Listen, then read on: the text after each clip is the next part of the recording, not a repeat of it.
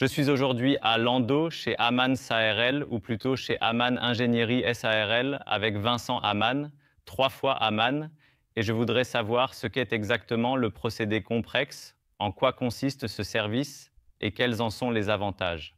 Exactement. Donc, certainement encore un tour d'horizon un peu plus détaillé de Comprex, tout est clair et c'est bien que tu sois là. Oui, qu'est-ce que Comprex, qu'est-ce que Aman? Nous existons depuis 27 ans, un peu plus longtemps en réalité en fait, mais je ne suis pas dans l'entreprise depuis aussi longtemps. Eh bien, en tout cas, nous nettoyons des systèmes de conduite. C'est généralement, en fait, essentiellement l'essentiel. Et nous faisons cela, comme je l'ai dit, depuis 27 ans. Nous avons notre propre procédé breveté, le procédé Comprex, avec plusieurs brevets pour différents cas d'application. Nous avons commencé dans le domaine communal, les conduites d'eau potable enterrées, puis nous avons commencé à nettoyer aussi des conduites d'eau usées sous pression. C'est un domaine en expansion. Nous soyons normalement actifs dans le secteur hygiénique. Des conduites d'eau potable communale, il était logique de dire maintenant nous passons aux diamètres nominaux plus petits dans les bâtiments, c'est-à-dire les circulations d'eau chaude et froide, ainsi que les systèmes de chauffage. Il faut dire que nous sommes toujours le dernier recours dans ces cas-là. Alors, quand tout le reste a échoué, quand il s'agit de légionnelles ou de ce genre de problématiques, nous intervenons et essayons de sauver la situation. D'accord. Et souvent, ça marche. Moi, en tant que profane dans ce domaine, j'imagine qu'un nettoyage de tuyaux consiste à faire passer de l'eau et c'est fini, ou bien on ajoute des produits chimiques et c'est fini. Mais chez vous, c'est un peu différent. Exactement, donc notre procédé Comprex repose sur des effets physiques. Nous n'utilisons pas de produits chimiques, seulement de l'air comprimé et de l'eau en fin de compte. Cela signifie qu'il y a des rinçages à l'eau, ouvrir le robinet et laisser couler, peut-être en ajoutant une pompe. Nous offrons également ce genre de service, par exemple en ajoutant une pompe d'aspiration à l'arrière pour augmenter la vitesse dans le système. Mais ce que nous faisons principalement, c'est le procédé Comprex. C'est une méthode de rinçage par impulsion avancée. Donc l'idée de combiner l'air et l'eau dans la conduite pour en fait augmenter un peu plus la vitesse de l'écoulement n'est pas nouvelle. Et comme je l'ai dit, nous le faisons depuis 27 ans maintenant, mais essentiellement, la manière dont nous le faisons est vraiment un peu différente de ce qui est proposé sur le marché. C'est pourquoi nous avons également les brevets, et l'un des avantages est que nous pouvons économiser d'énormes quantités d'eau. Nous pouvons développer des forces beaucoup plus importantes que ce serait le cas avec un simple rinçage à l'eau. Est-ce que la conduite éclate ou est-ce que ça tient encore? Ou bien est-ce que ça va se détériorer bientôt? Non, elle ne se désintègre pas, nous restons toujours sous la pression du système.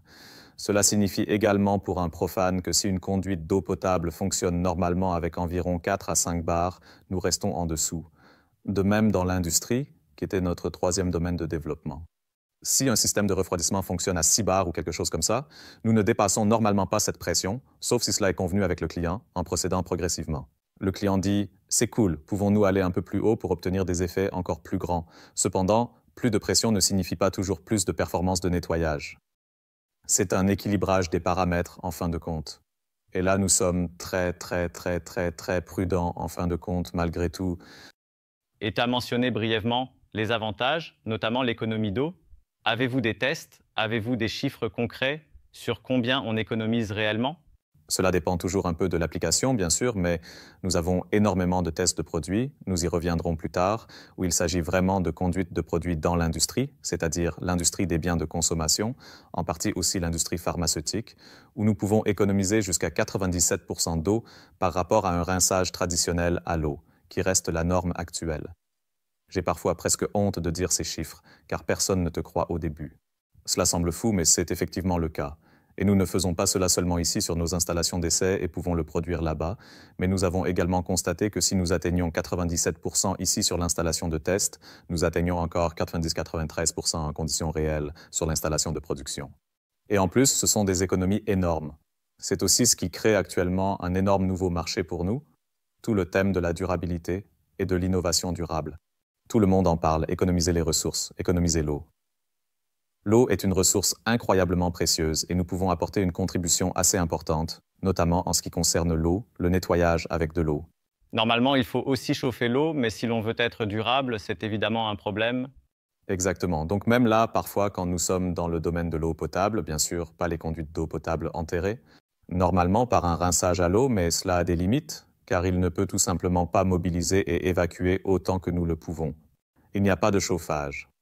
Pour très nombreux produits, il est vrai que la chaleur ou la température contribuent au succès du nettoyage. il existe quelque chose qui s'appelle le cercle de Sinner. C'est une théorie qui est souvent mentionnée comme étant absolument essentielle pour garantir un nettoyage vraiment efficace et réussi.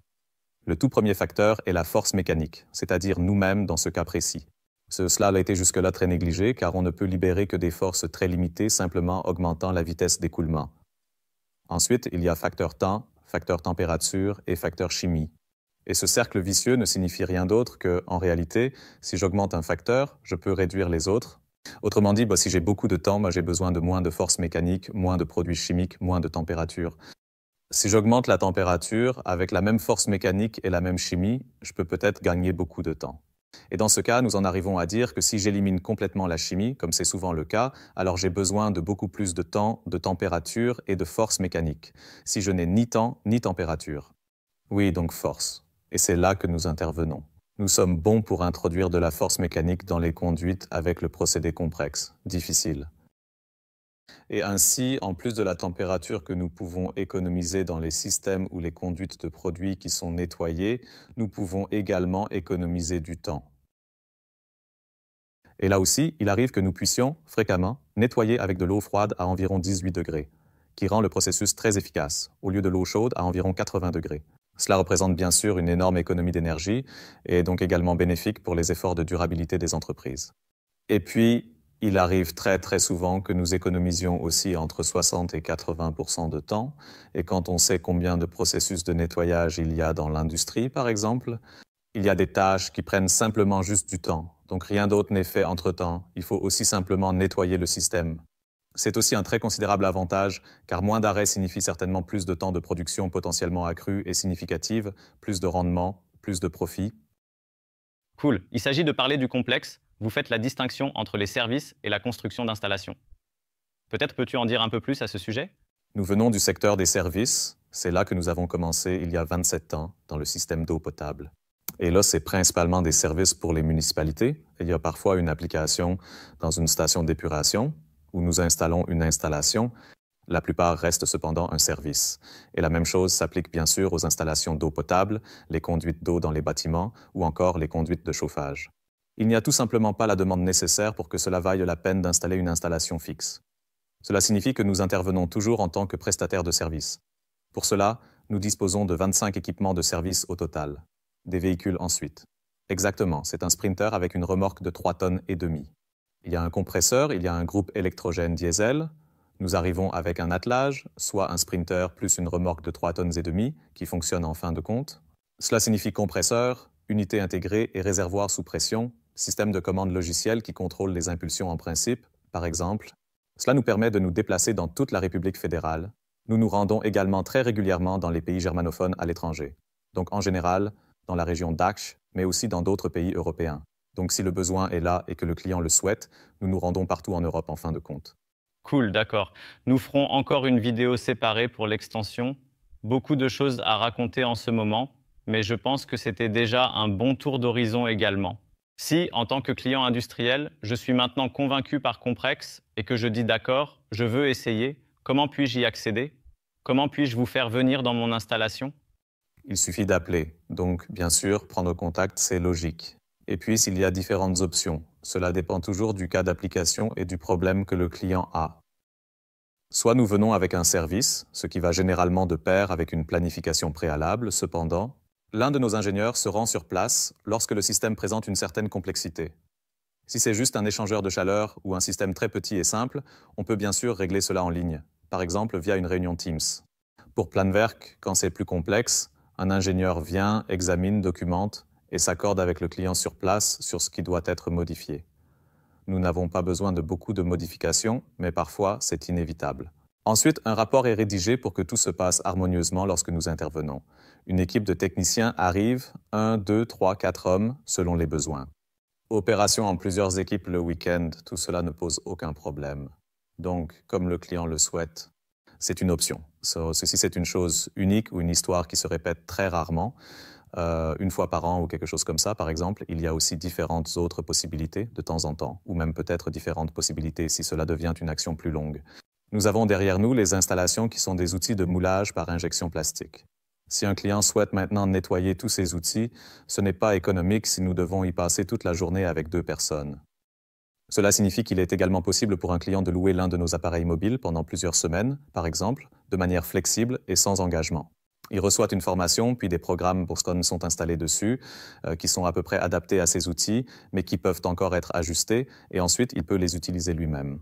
Les appareils sont ensuite renvoyés et facturés. Ensuite, il y a des installations stationnaires, comme celle qui se trouve derrière moi, dans différentes versions, donc aussi avec différents standards d'hygiène qui doivent être respectés, allant de l'installation dans une station d'épuration avec des standards relativement faibles jusqu'à une entreprise pharmaceutique. Et ils peuvent également être loués pour un premier test afin de voir comment ils s'intègrent dans votre environnement de travail ou de vie. Cela permet de vérifier leur compatibilité avec vos besoins spécifiques. C'est assez rare. Des tests de produits sont effectués chez nous dans le centre technique et ensuite encore un test sur place avec l'une de nos équipes de service. C'est l'avantage, nous ne faisons pas de la construction d'installation, mais aussi des services. Nous pouvons tester puis installer une installation où un client peut dire « je fais appel au service depuis des années, mais maintenant je veux en être propriétaire et l'utiliser de manière permanente ». Ensuite, on peut suivre le même chemin. Dans tous les cas, une installation sera mise en place. On discutera avec le client des exigences, du nombre d'installations nécessaires. Mais quelle est l'approche la plus économiquement viable, de sorte qu'il ne soit peut-être pas nécessaire de placer une installation à chaque ligne de production? Il s'agit simplement de redondance. Veut-il nettoyer en parallèle ou nettoyer une ligne après l'autre? Donc, vous planifiez très concrètement avec le client ce qui est le plus économique?